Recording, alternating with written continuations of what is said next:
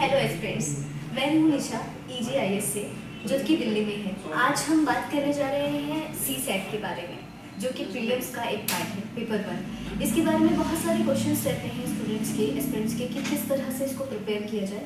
तो आज हमारे साथ नीलेश सिंह सर हैं, जिनसे हम बातचीत करेंगे और इनसे जानेंगे कि किस तरह से हमें प्रिपरेशन करना है CSAT के लिए। तो सर, हमें थोड़ा सा बताइए कि कुछ स्टूडेंट्स होते हैं, उनका बैकग्राउंड अगर आर्ट्स रहा या फिर स्टडी में बहुत ज़्यादा गैप आ गया और वो चाहते हैं कि उनके मैथ्स बिल्कुल ख़राब हो चुके हैं, यानी कि बिल्कुल भी प्रैक्टिस नहीं रही है, तो वो किस तरह से ज़ीरो से कंटिन्यू करेंगे और इम्प्रूव कर पाएंगे?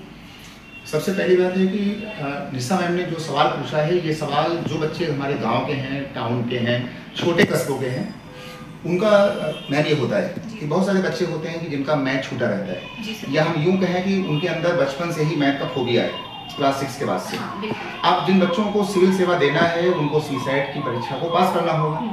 तो ऐसे में क्या है कि वो बिल्कुल वो क्या करें कि बिल्कुल आराम से सबसे पहले वो जितने भी पेपर्स आए हुए हैं 2011 से लेकर 2024 तक, वो पहले एक बार उसको वो देखें कि पेपर का पैटर्न क्या है, और उसके बाद जो उनके अपने मेंटर्स हैं, वो अपने मेंटर्स के साथ उनको इन 3 महीनों में अगर वो उनको ढंग से पढ़ते हैं, तो मैं समझता हूँ कि 80 में उन्हें सिर्फ 27 क्वेश्चन करने होंगे।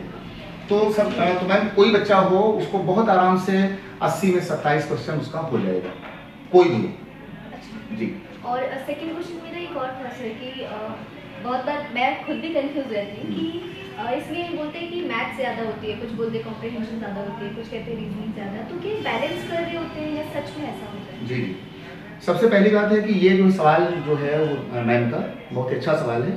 मैम करीब 80 क्वेश्चन आएंगे, एक हमारा क्वेश्चन होगा 2.5 मार्क्स का, उसमें कम से कम 50 से 55 नंबर में केवल रहता है मैथ और रीजनिंग, 80 में से। हाँ, अब हमारे पास बचे हुए 25 क्वेश्चन। 25 क्वेश्चन में हमारे होते हैं कॉम्प्रिहेंशन के पैसेज। तो बच्चों को चाहिए कि जैसे हमारे क्वेश्चन 55 आएंगे, तो 55 में वो कम से कम 20 क्वेश्चन, तो वो 18 से 20 क्वेश्चन वो क्वांट वाले जरूर पढ़ के जाएं, जिससे कि उनका कॉम्प्रिहेंशन, पैसेज और क्वांट को पूरा मिला करके वो बहुत ही आराम से उनके 40 क्वेश्चन या 45 क्वेश्चन 80 में हो जाएंगे। उनकी पासिंग होगी मात्र 27 क्वेश्चन में।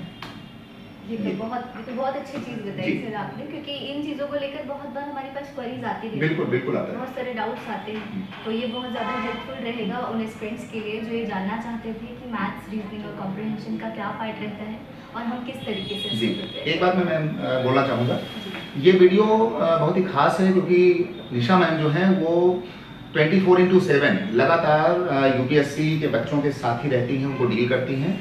तो जो चीज़ें मैम जानती हैं कि बच्चों की नीड क्या है, वैसे ही सवाल मैम ने हमसे पूछे हैं।